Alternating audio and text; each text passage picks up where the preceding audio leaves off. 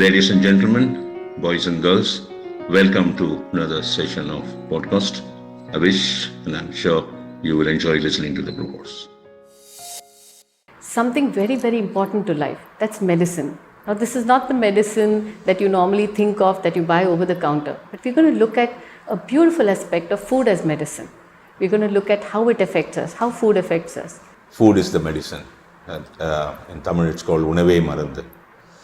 In the ancient days, education, we had anatomy, physiology, pathology, medicine, and food and nutrition. These 5 aspects together as one branch of study. Right. Today, it's all fragmented, completely fragmented. Unless you understand the food and nutrition, you will not be able to understand the anatomy, physiology, pathology, and medicine in the ancient Tamil heritage. So this take years to train yourself to really understand. Understanding will become verbal. So to really realize the entire essence of human life with respect to medicine and pathology. So here food is the medicine, Unave Marandhu. So that's the whole concept here. So what is the maximum contact between our human body and the outside world is 3 major stuffs. One is air that we breathe, water that we drink, food that we eat. Right.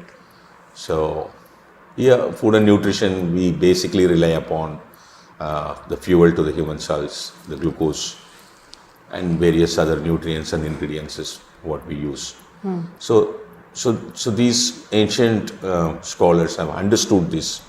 Human society has understood this concept, the relationship between us and the outside world. You have other relationship as biomagnetic field and cosmic wave connections and all that. Let us not go into all those things. It is too elaborate. But also, this is what we can control. It's within our hands directly. It's easier to control. Yeah. So food and nutrition is something, see, if you take the Englishmen, they have kept it very clearly. Break the fast. In the sense, you have your dinner at around 7:30 in the evening or 6:30 or 8:30, whatever, previous evening. The whole night you sleep, no food. The next morning you have your food nearly more than 12 hours later. Right. That's a long gap in the day, even though we sleep. That's why they say break the fast. It's like fasting, like, you know. Right. The body supports itself with glycogen stored. Draw them up and put it in the blood that's why they maintain minimum glucose level in the blood. Here food is the medicine is how the food was designed. As we have discussed, the art of cooking, the selection of material, how you procure and store your raw materials, how fresh you gather up your greens, vegetables, fruits and other animal products. So many things are there. How well that you clean them up and then cook them up and eat them up. And whatnot, and the ingredients that we use, a lot of medicinal value ingredients we use, like soap, like fenugreek, like pepper, like turmeric, like cardamom, and this dhania. There are so many ingredients that we use to add into our combinations of the food that we make. It's not just the taste, not just for the taste. It is for the taste also, no doubt. But at the same time, it is also gives you additional support to the human system. Right. So it is all designed in such a way. Food is medicine. We boil the grains. And we add a lot of gravies to it. Then we have supportive systems as vegetables and other things. These are all cooked in different formats. Right. And fresh cooked food. Right. As we have discussed, processed foods always have a different load on the human system. So, food is medicine means another main concept is excess food. When you eat more than what you require, that is not good for us. There food leads to a lot of imbalances. Right. The same food that gives you nutrition will imbalance your system as well. It leads to a lot of imbalances. So today we are eating excess food, excess sugar, excess milk products, excess processed food, excess juice. It's all not good. Aerated waters. It's all not good. Food is medicine. Food is disease. Both. As we discussed, it's all based on the microorganisms built in each system of nature's creation. Every animal product or every vegetable, every fruits, most of your raw material which you procure yourself to make your food, it's got its own microbial load. How you eliminate them? Right. Then when you don't eliminate them, today they say that coronaviruses come from some animal meat, yeah. whatever you snake or bat or we don't know whether they are sure or not sure, but there are possibility. There are certain microorganisms in beef and pork. They never die even after 400 degrees Celsius. Ah, okay. That may create problem for you. So these are all the concepts of food is the medicine. How well you prepare your food for human acceptance. How well you procure your raw material. How well you detoxify them. That is why art of cooking is directly related to the subject of toxicology. When you store the cooked food, what happens? Right. And then you bring them back to heat it up and eat it. That's not correct. You may say that I have no choice. One of the most dangerous stuff I can tell you here. All the North Indians, they are all roti eaters, right? Right, yeah. Even Maharashtra, Madhya Pradesh, and they're all roti eaters. All these people, if you see, most of them I've seen, most of the households, they make the roti batter the previous night. The dough, you mean? Dough. I roll it up in a wet cloth and put it in the fridge. Okay. So next day morning, they don't need to make the dough. Tak they can take and make their roll and make their chapatis or rotis. Right. That's very dangerous. It's not good. Not good. Because the dormant microbes are there in the wheat, even though it's powdered. Now you have added water, made the dough, and it's going to wake up.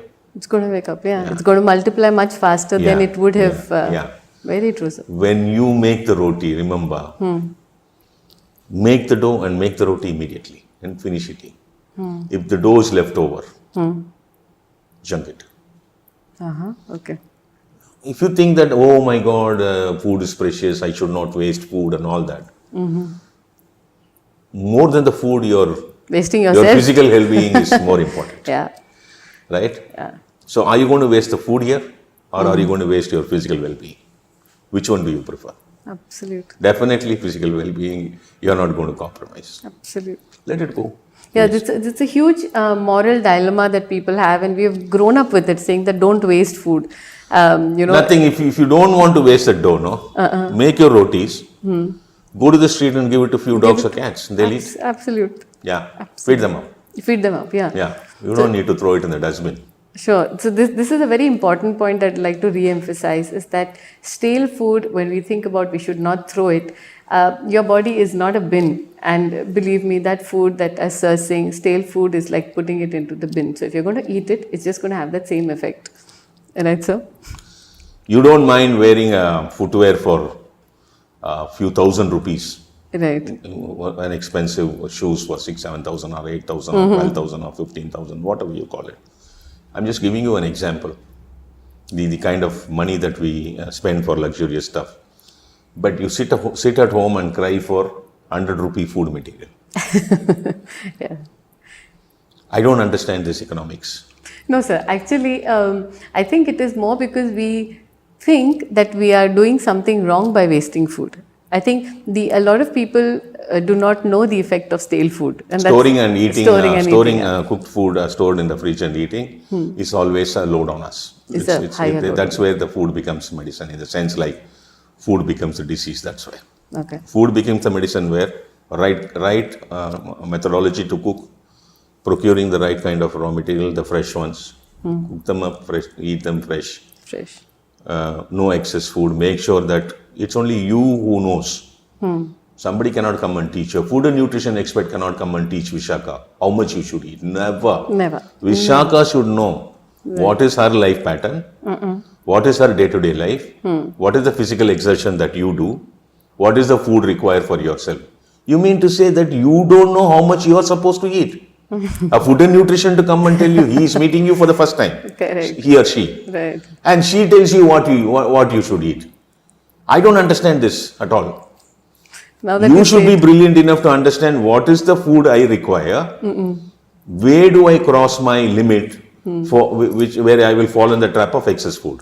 right. There are that addiction to certain delicious foods for the tongue in everybody is wild and crazy. We don't stop ourselves. If there is a delicious food in front of you, you tend to eat little more than what you're supposed to eat. Definitely, it is a common human habit. It's a need for the mind rather than the body that time to eat Yeah. that little extra. A very, very tasty biryani, you would like to eat another plate more True. because it's so tasty to your tongue. So you should know how to design your self with a day-to-day food. This is this is where the food is the medicine comes into picture. You know how to measure yourself, how to draw a line, how much I should eat, what kind of food I should eat, what type of methodology I should follow in my cooking. On all this, a balanced diet on top of it. The best way is to, when you fall sick, is to go fasting. Is to go fasting. Yeah. Where there is no food, which is the medicine. Okay. Jain does it. 3 days, 4 days in a row, they don't eat. They only drink water. Just drink warm They water. recorrect themselves and come back to food. Okay. So loading off your gastroenteritis is stopped there. There's a lot of thing to this concept. We cannot discuss many things on this. Okay. If possible, we will discuss in some other video. Oh, definitely, sir. So thank you so much, sir, for this brilliant piece of advice. And I'm sure our viewers will look at food differently now. Look at food as your medicine. And if not, you'll have to look at your medicine as your food. Thank you for being with us. Thank you, sir. Thank you very much for spending your quality time. Thank you very much for your attention. I wish you enjoyed this session. See you later.